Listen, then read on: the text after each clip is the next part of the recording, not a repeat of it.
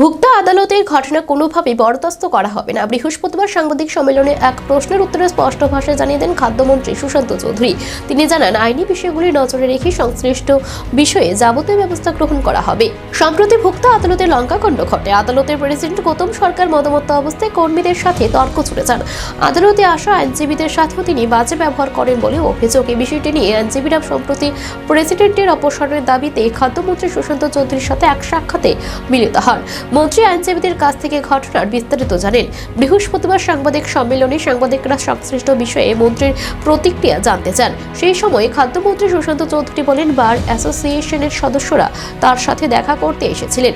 তাদের কাছ থেকে বিস্তারিত তিনি শুনেন। তিনি জানান, সংশ্লিষ্ট বিষয়ে কিছু আইনি জটিলতা রয়ে গেছে। আইনি দিকটি লক্ষ্য রেখে শীঘ্রই সিদ্ধান্ত গ্রহণ করা হবে বলে জানান মন্ত্রী। মন্ত্রী বলেন, আইনজীবীরা যা চাইছেন আমরাও তা চাইছে। ভোক্তা আদালতের ভেতরে যা ঘটেছে তা কোনো মতে কাম্য নয়। রাজ্য সরকার এবং খাদ্য দপ্তর কোনো অবস্থাতে তা বরদাস্ত করবে না। আইনজীবীদের দাবি এবং সরকারের চাহিদাকে মাথায় রেখে আইনি বিষয়গুলি পর্যালোচনায় রেখে যাবতীয় পদক্ষেপ গ্রহণ করা হবে বলে জানান মন্ত্রী সুশান্ত চৌধুরী। বিভিন্ন সময়ে ভুল পথে তারা পরিচালিত করেছিল। আমাদের সরকার গঠিত হওয়ার প্রাককালে আমাদের প্রাক্তন মুখ্যমন্ত্রী বলেছিলেন, আমাদের দল বলেছিল যে সরকার গঠিত হওয়ার পর প্রথম ক্যাবিনেটে আমরা প্যাডি প্রকিউরমেন্টের সিদ্ধান্ত গ্রহণ করব এবং প্রথম ক্যাবিনেটে এখানে মাননীয় বরিষ্ঠ মন্ত্রী রয়েছেন রতনলাল নাথ মহোদয়।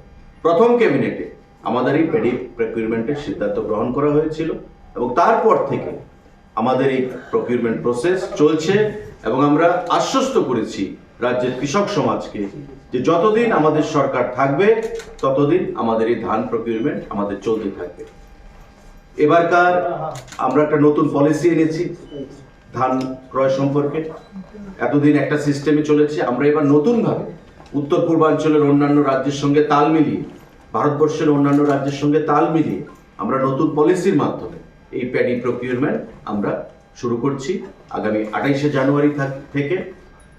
তা চলবে যতদিন আমরা ধান ক্রয় করব। টোটাল লক্ষ্যমাত্রা আমাদের 18,000 মেট্রিক টন ধান আমরা ক্রয় করব। সাংবাদিক বন্ধুরা, আমি অনুরোধ জানাবো মাননীয় কৃষিমন্ত্রী রতনলাল নাথকে এই বিষয়ে আপনাদের উদ্দেশ্যে আলোচনা রাখার জন্য। উল্লেখ্য, পশ্চিম জেলা ভোক্তা আদালতের প্রেসিডেন্ট গৌতম সরকারের বিরুদ্ধে দীর্ঘদিন ধরে অফিসে মদ্যপান করে আসার অভিযোগ রয়েছে। তিনি অফিসের প্রতিবন্ধী কর্মচারীদের সাথেও বাজে ব্যবহার করেন বলে অভিযোগ।